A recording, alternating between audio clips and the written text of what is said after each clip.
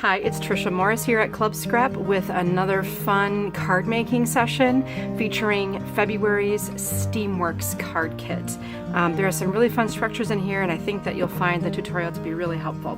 So let's go ahead and get started with our trimmer. We have our instructions handy, and from the kit itself we have a lovely cut apart here. So let's get started with the first one, and just so we're all on the same page, this is the one that shows you hold the key. Will be in the upper left corner, and we'll just follow those registration marks and trim these into individual vertical strips first. Then, as a general rule, I'll rotate and then trim these into individual pieces and file them as I go. Alright, all 4 of these pieces go into the first set of cards, or set A, so I'm just going to put them in my first pocket. And then the next column of pieces, after I trim them, those will also be filed into pocket A. And then we have this other little section. I'll trim these apart, and everything from this strip will go into set B. And this is a scrap, so set B. And 2 more pieces. Now you'll notice there are 2 registration marks on here, and one of them actually goes into the artwork. That's completely intentional. It's what we call a bleed, and a bleed is when artwork goes directly to the edge of a piece. So both of these file in with B. Alright, time for our second cut apart. We'll separate this into the vertical strips once again. Alright, and then this strip into individual sections.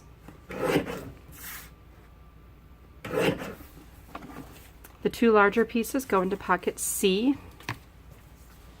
This needs a trim. This goes in pocket B. Now this element actually is creating a tag shape, and here's how I did this. Grabbed a scissors, line them up with the edge of the artwork, leaving about 1/8 of an inch between the art and my scissor blade, and give it a little snip. That's really all there is to it. So we'll turn these into tags and file them away in pocket C. I did the same with this piece as well. Both of these go into pocket B. Pocket B.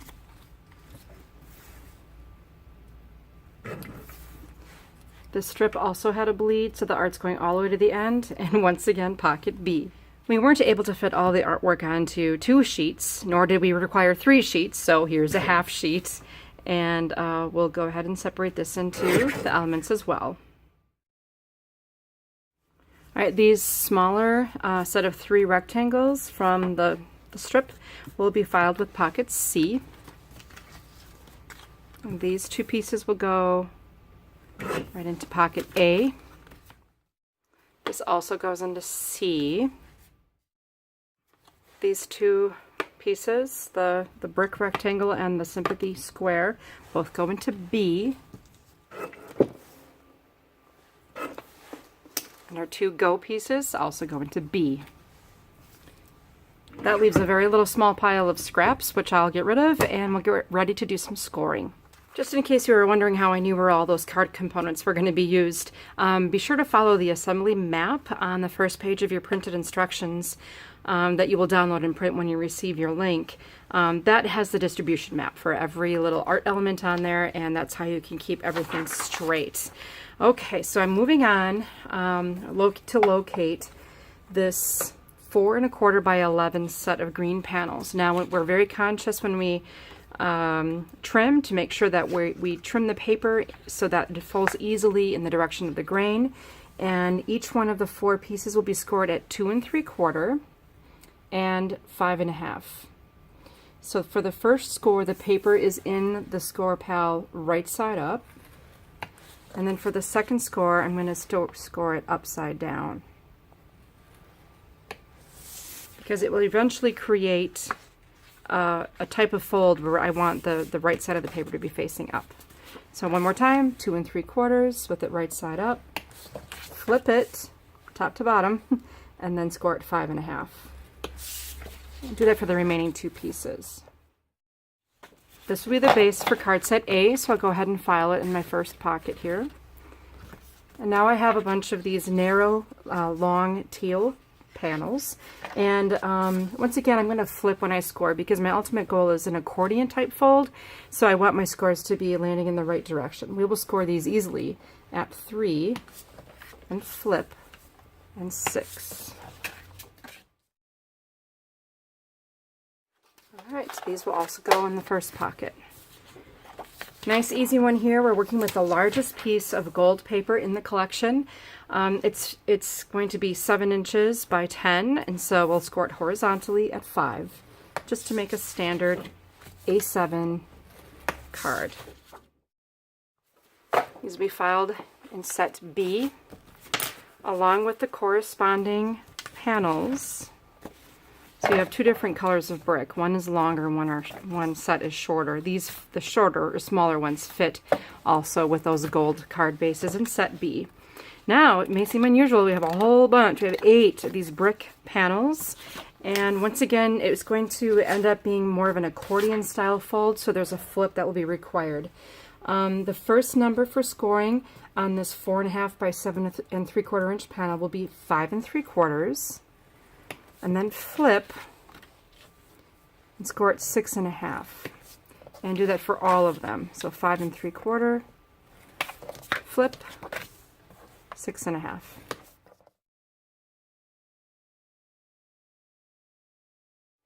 Okay, all of these pieces go into set C, and it's the same for these green panels. Those will be, I think these are 4 by 5 1/4, also go into pocket C. And then we have these, a set of 4 3 by 3 inch card panels. And these are going to end up forming a mechanism. So I'm going to show you one of the little steps we can do to prep these pieces. And it involves the use of one of the angled lines on the Club Scrap grid ruler. If you've ever wondered what those are for.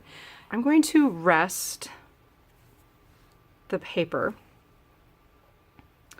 so that the edge of the paper is aligned with this angle exactly.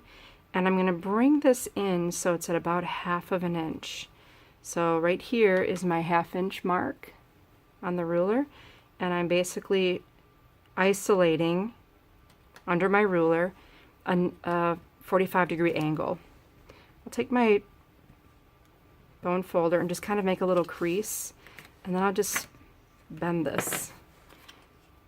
So now I've made an exact 45-degree angle about 1 inch from the edge of this square panel.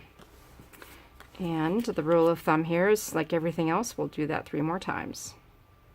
Just make sure the edge of the paper is lined up. And I'm just going to fold up on it and create my little corner.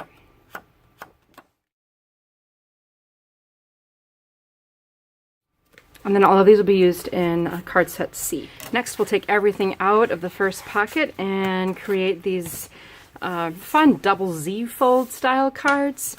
And I'll need some adhesive here, my bone folder. To prep these, remember the bump of the score goes on the inside of the fold. So I'll fold back on this one to put that bump on the inside and bring this one forward. Maybe that was confusing, I don't know. And again, never really trust your score to be perfect. I always am sure to line things up as carefully as I can when I'm making these Z folds. See, that one just needed a little bit of tweaking before I made the final crease.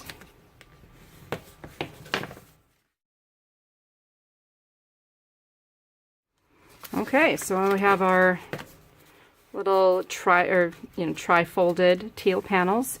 Now again, I've got the right side of the paper facing up, and here is a bump of a score. So that means I'm going to fold this in half, and essentially the wrong side of the paper is now facing out, but that's okay.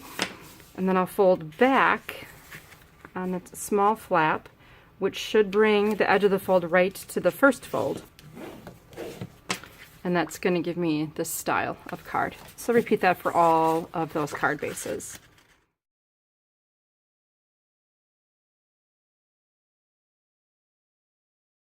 Lastly, I have various corresponding greetings, and you'll notice in the instructions it does say what's inside every card. Now these panels have 3 surfaces, 1, 2, and 3, and on 2 of the cards the center panel will contain this cute little hot air balloon. So I'll go ahead and adhere that to the middle of just this card right here. And let's find, I love how these have masculine themes. It just seems like my mom was needing those types of cards, so we're going to stock up on those this month. So man of the moment, then we got the hot air balloon, and then the third area we'll have the happy birthday. And there's just enough room left on the bottom portion here in this lighter area for you to sign your name. And then take one of the card bases, and I have a really fun trick for you to make assembly a piece of cake. So flattening the whole thing, flip it over to the plain side of the back, and I'll add adhesive. The idea would be to center this on the card base, and I'm going to go so far as to use the 0 center grid ruler to help make that happen. So I'm finding 2 3/4 of an inch on each side, and then I'll center this up. My reading is 1.5 inches, and I'm 1/2 inch up from the bottom, 1/2 inch down from the top. So now I know this card is perfectly centered on the base. If I just open the top flap of the teal, then close the left side of the green. Now if you study this, from the edge of this card, all of this area can have adhesive, but not beyond, or the card won't freely open and close. So anything past the edge of the card I can apply adhesive, and then just simply turn back on it, and then the card opens and closes like a dream. To finish my cards, I ended up taking some of the really cool gear sequins that are in your goodie pack, and I just took some bookbinding glue and a needle tip applicator, and I just put some dots of glue onto the panels and stuck them on, and they're holding quite well. So to finish it, just add some sequins maybe to the front of the card, wherever you like. Then you'll continue to apply, just making sure that the positioning of the panel is oriented correctly. So go ahead and do this next one.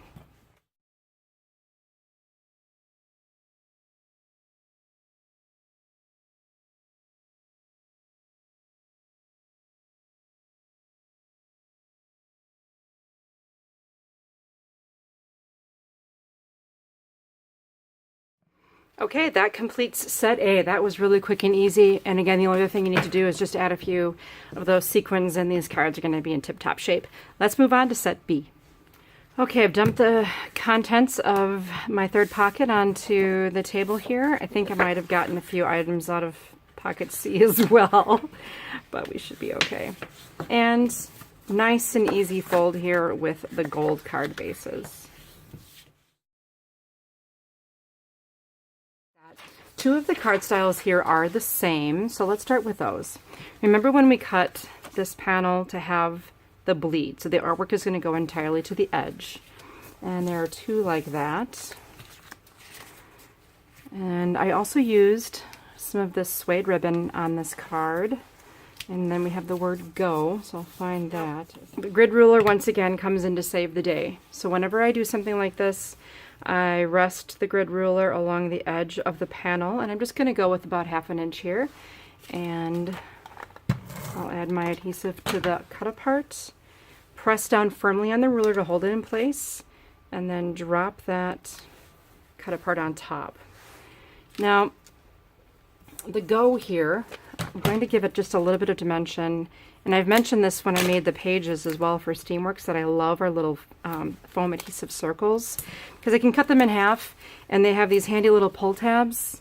So when I want to attach this, just peel away the tab, I can find it easily, and attach this to the left of the hand image. Now this suede is a little bit on the heavier side. I mean, it's not heavy to go across at once, but if I were to wrap these ends around to the back like I normally do, it would just have a little bit too much bulk. So my recommendation is to take your glue applicator and just run it along the edge of the cut apart. And then check the grain direction here, the way the ribbon kind of wants to be placed. And I'll just set this right on top of the glue line.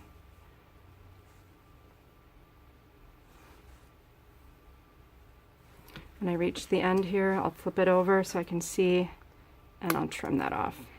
Looks like I have a little more trimming to do. Nice. Then all that's left to do is attach this to the gold card base. And then finish with just a few of those gear-shaped sequins. And repeat for the second card.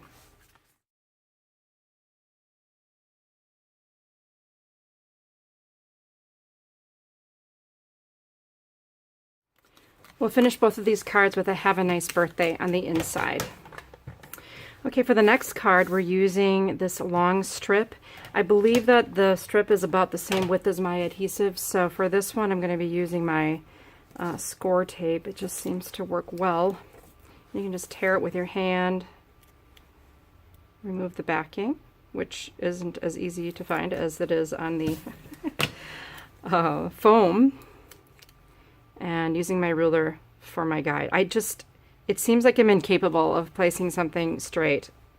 I think I have it, and then I take it away and I'm like, oh, it's crooked. It's crooked again. All right, now I have this cute little cut apart that was turned into a banner. And I'm going to trim a piece of ribbon about the same length. Then I'll take that ribbon and fold it in half so I can make that little swallow's tail. There you got an instant V to correspond with the one that we have here. So it's going to layer on top of the yellow. And then this will be on top of that. So I'll start out by attaching my gold. Do I trust myself to not align this? I don't know. And then I'll just tape this one on with some tape. Finally, come back in with some foam adhesive. I'll just do two. One kind of in each corner with the straight edge of the circle facing. See how fast this is? I just love that. If you want, you could put one in the middle, but it's not like they're huge. Okay, it's a pretty small piece. And I can just center that right on there. And once again, add it to my gold card base and finish it with some of those really adorable gear-shaped sequins. I want to show you the finished version of this card. You see what the sequins did for it? I mean, I just left them around the outside, kind of clustered around the other elements, and it just gives it such a beautiful touch. For the last card, we'll be piecing together some gorgeous art elements here. I love how this card turned out. Those golds, teals, bricks, and then the colors sort of alternate. Now you can eyeball this certainly, but once again, for best results, I would use the grid ruler to help locate an 1/8 of an inch border around these elements so that they all line up neatly across the bottom, and then do the same for the other side.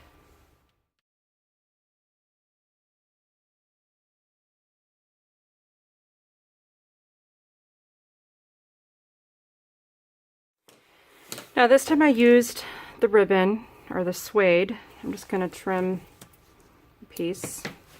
And I actually tied an additional piece onto the suede to make a very, very small bow.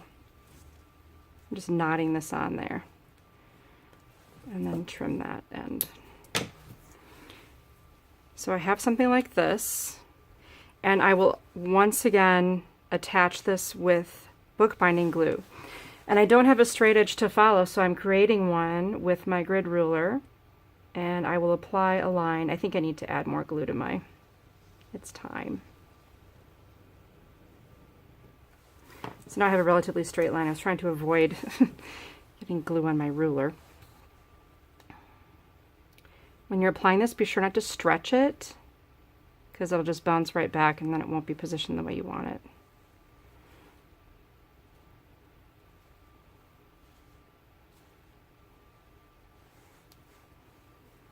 So here you've avoided having to wrap that ribbon around the back and just simply trim off the tails with a nice sharp scissors.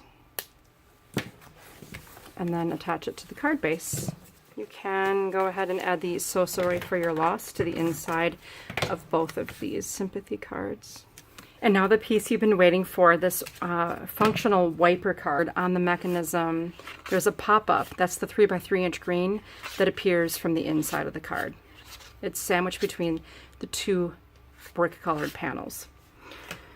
We'll begin by accordion folding this piece. So the bump of the score, bury that bump inside the fold, and then fold back on the second score to do that. Repeat that for all 8 pieces.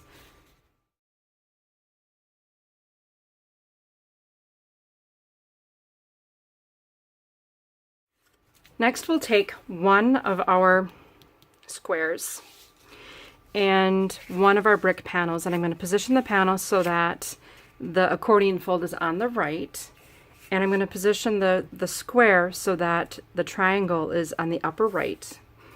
With the help of my grid ruler, I'll determine that we want to adhere this about a 1/2 inch from the top edge of the card so that our triangle is right here. I'll remove the ruler, push down on the triangle, and give it a dab of bookbinding glue.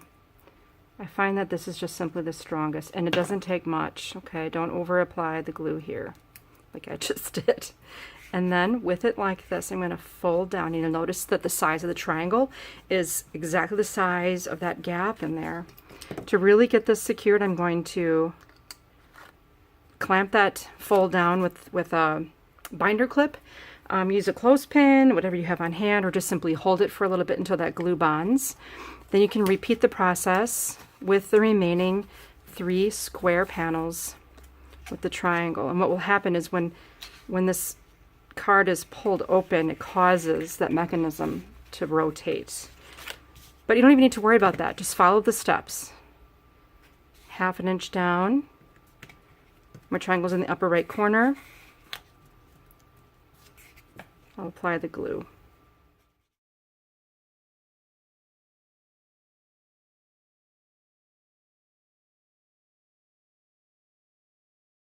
Now, this is going to end up being the back of our card, and this will be the front.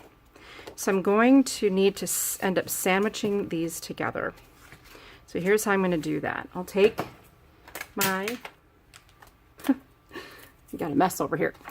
I'll take my ATG gun and apply some ATG to the flap of the card. And then I'm going to align it with the smooth edge of the other card base. So they end up facing each other. And by now I should be able to remove my clip. And I will apply adhesive to the other flap. This is the one that's adjacent to my triangle. And then I'll line up those edges.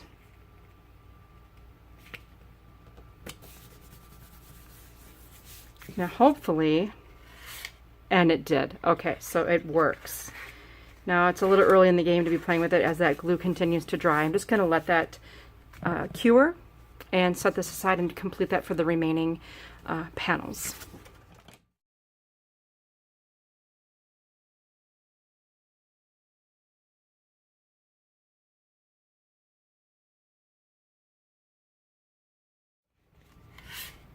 And everything is working. And the reason I didn't have you put any art elements on these cards at this stage of the game is because if things get switched around, you don't want your wiper flying out of the bottom or some place that you don't want.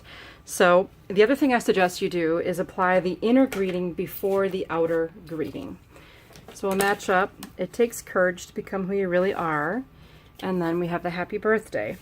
What I did here is I took a piece of this beautiful green satin, and I made sure it was cut at a nice angle, and then cut it at the opposing angle. It makes I don't know, what is that shape? Parallelogram? It's been a long time since I've had geometry. And then I'm going to take my cute little mini stapler. I think we might still have some of these if you don't have one. I have folded the double-faced satin with the grain direction so that it sits nice. I can staple that right to the top of the cut apart. That way, I keep getting things stuck to my adhesive here. I'll attach this, kind of make sure I have an equal reveal. These are designed so that the greening is generally, you know, real close to the top edge. Now for the front, we'll have one panel that will be defining the front of the card. And let me show you how I attach the ribbon to this. I cut a length just slightly longer than the card base. Then I'll take some tape and just tape one end around to the back. This I'm going to tape very lightly in case I need to make an adjustment, and maybe just slightly loose to the other side. Then, making sure I have the grain direction calculated. Here, if I hold the ribbon this way, it tends to want it to flow inward. So if I have it flipped that way, that's inside out. This is the right way for the ribbon. All you do, and again, because it's double-faced, you don't have to worry so much about getting that bow looking beautiful. It looks beautiful from either side.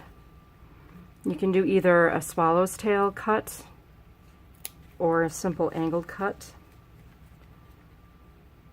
But by using the ribbon this way, I'm not wasting a whole length of it all the way going across the back to tie this knot. And I think it's a little easier to tie the knot onto the ribbon when it's positioned like this.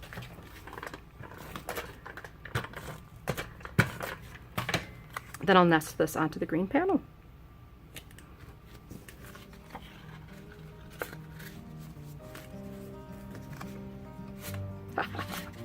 Very fun. So I'll double check, see what happened.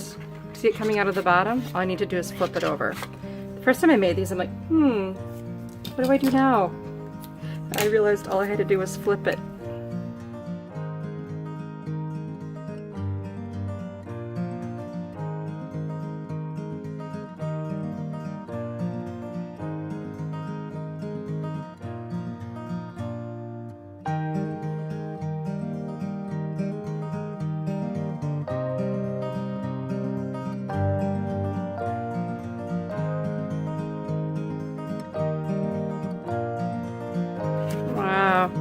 It works beautifully.